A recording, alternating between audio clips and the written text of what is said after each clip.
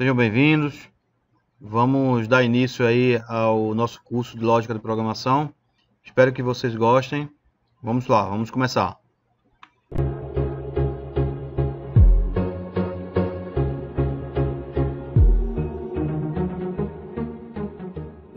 Vamos ver nesta primeira aula, essa primeira videoaula, vamos fazer uma introdução a um conceito de fluxograma, alguns conceitos básicos, estrutura básica do algoritmo, tá? E algumas boas práticas de lógica, tá? E aí eu vou deixar um exercício para vocês no final. Então, primeiramente, o que seria lógica? Lógica, segundo Aristóteles, né? Ele diz que a lógica tem como objetivo de estudo o pensamento, assim como as leis e regras que a controlam, para que esses pensamentos sejam corretos. Então, para o filósofo grego aí, os elementos constituintes da lógica são conceito, juízo e raciocínio. Então, as leis da lógica correspondem às ligações e relações que existem entre os elementos. Mas o que seria para a lógica dentro da programação? Então, é um pouco diferente. Então, a lógica para a programação, ele diz o seguinte: lógica de programação é uma linguagem usada para criar um programa de computador, né? É essencial para desenvolver programas e sistemas, pois ela define o encadeamento lógico para esse desenvolvimento. Os passos para esse desenvolvimento são conhecidos como algoritmos, que consiste em uma sequência lógica de instruções. Vamos praticar um pouco. Como é que seria para eu trocar uma lâmpada? Digamos que essa lâmpada esteja a 2,30 m de altura. Eu precisaria de algo para poder subir e alcançar essa lâmpada. Então, eu não posso simplesmente trocar a lâmpada, nesse exemplo que eu dei, se ela está muito alta, sem colocar um objeto para poder subir, uma escada, por exemplo. Então, eu não posso dizer, primeiro eu troquei a lâmpada. Primeiro passo, troquei a lâmpada. Como? Se você nem subiu, nem alcançou a lâmpada. Então, como é que seria isso?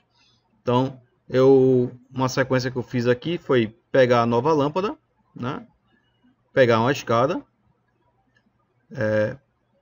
subir com a lâmpada nova na escada, retirar a antiga,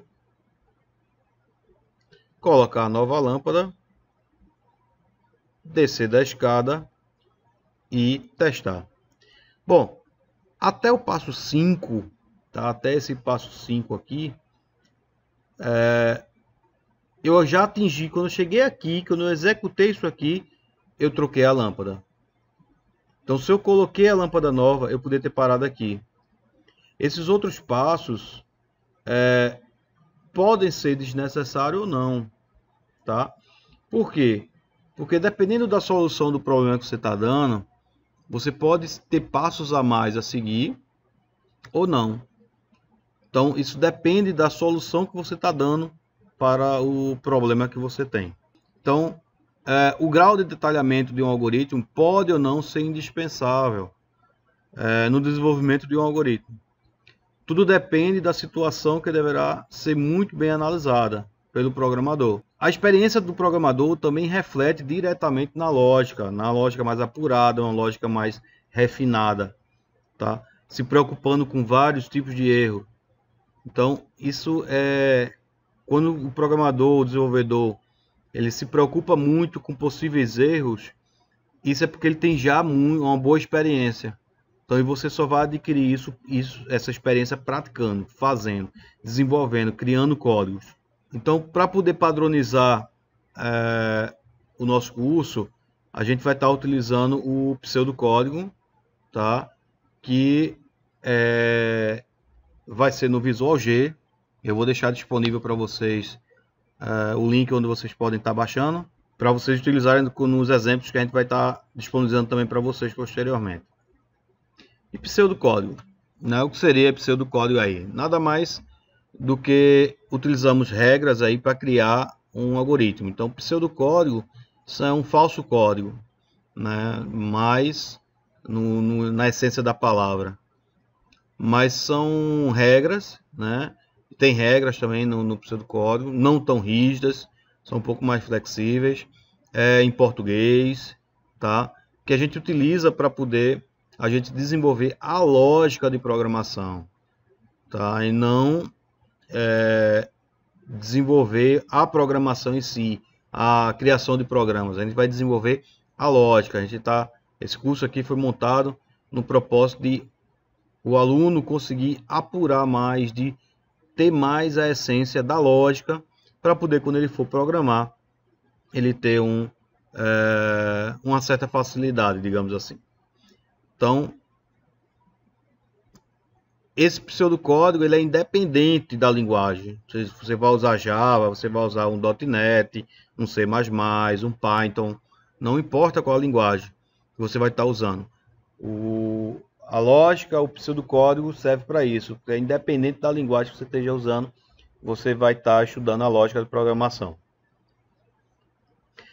Fluxograma é uma representação geométrica, tá, de um algoritmo, certo? Então, nesse exemplo que a gente tem aqui, eu estou simplesmente iniciando o meu código, né?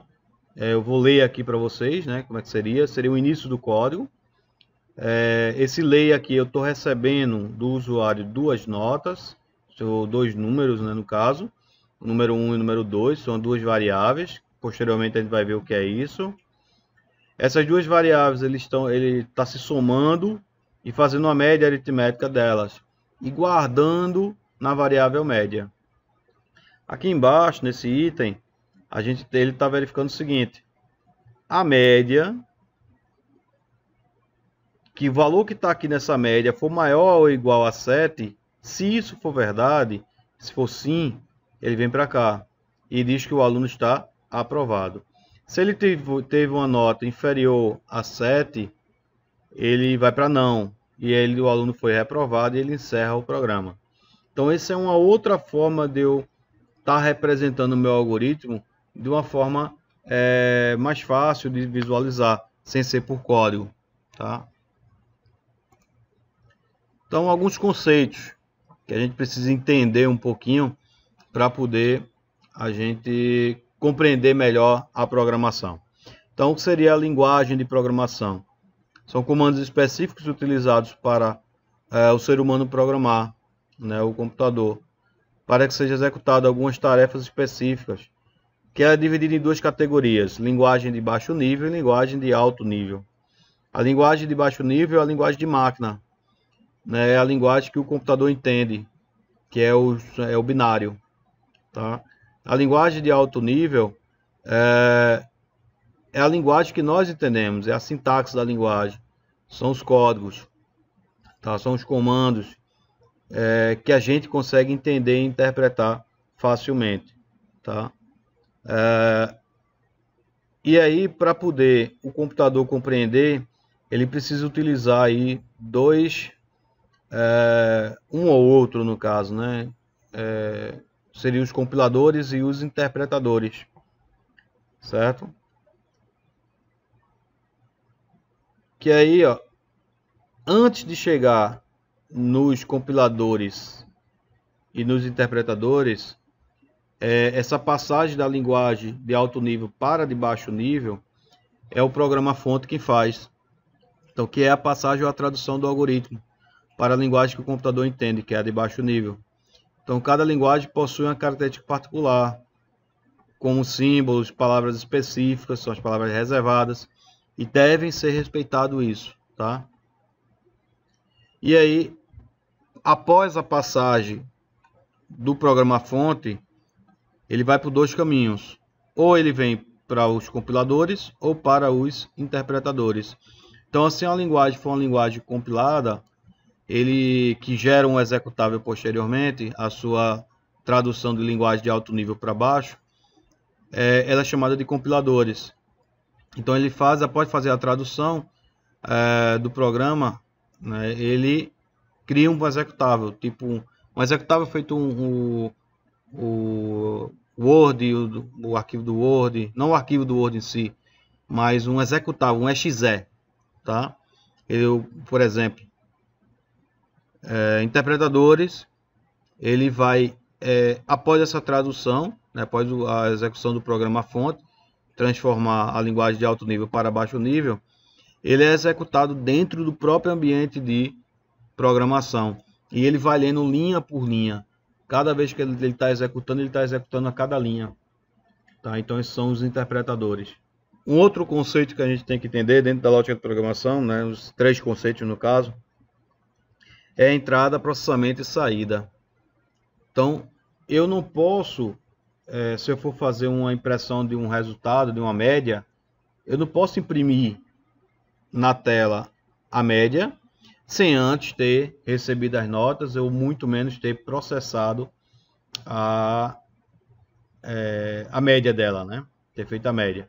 Então a gente tem que seguir uma sequência lógica, que seria eu receber as notas, então eu tenho uma entrada de dados, né? Que é a fase onde é ofertadas as informações necessárias para que o algoritmo possa ser executado. Pode ser fornecido pelo usuário ou por um sistema. Por exemplo, como assim por um sistema? Se você for fazer qualquer tipo de cadastro aí, e alguns sites eles pedem só o CEP na hora que você vai botar o endereço. Ele pede o CEP e pede para você mandar buscar. Quando você bota o seu CEP e manda buscar, o que é que ele está fazendo? Ele está indo nos Correios, no site dos Correios ou na plataforma dos Correios, e está verificando qual a rua, o bairro, a cidade e o estado pertence àquele CEP. Então, quando eu coloco aquele CEP e mando buscar, ele vai em um outro sistema. Então, eu estou trazendo de um sistema para o meu. Estou entrando com o dado no meu sistema. Ok? Então, como é que seria o processamento? O cálculo de uma média, por exemplo. Então, é a fase que são resolvidos todos os cálculos. Eu quero calcular a área de um triângulo.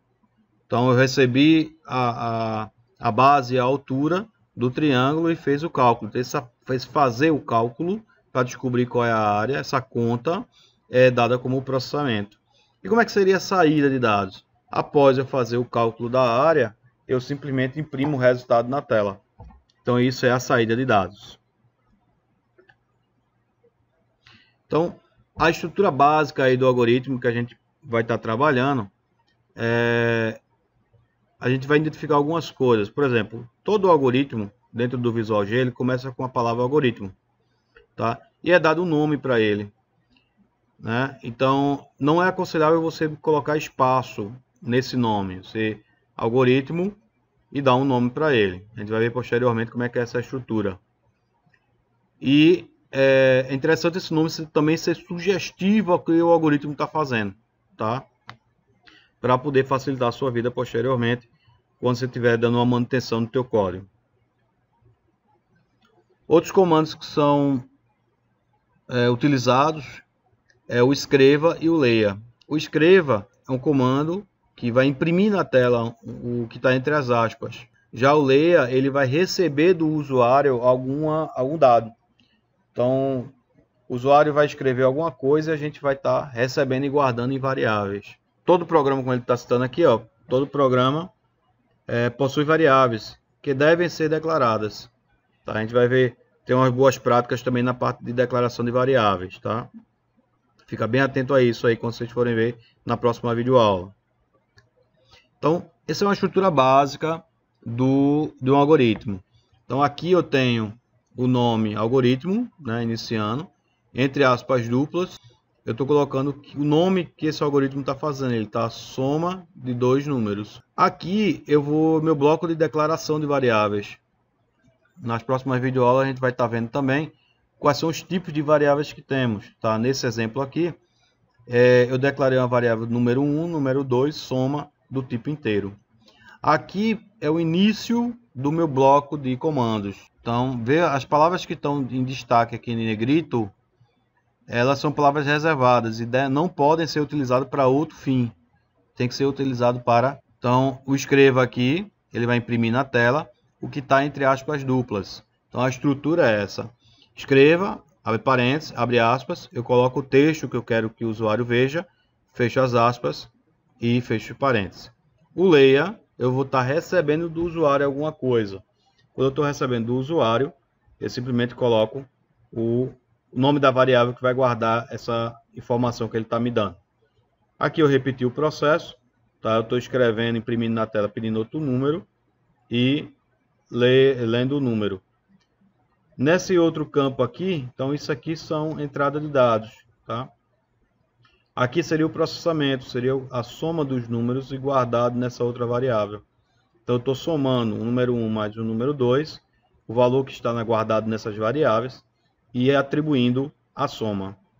Nessa penúltima linha aqui, nesse último escreva, eu tenho o resultado da soma, né? Então o que está aqui entre aspas duplas vai ser impresso do mesmo jeito na tela.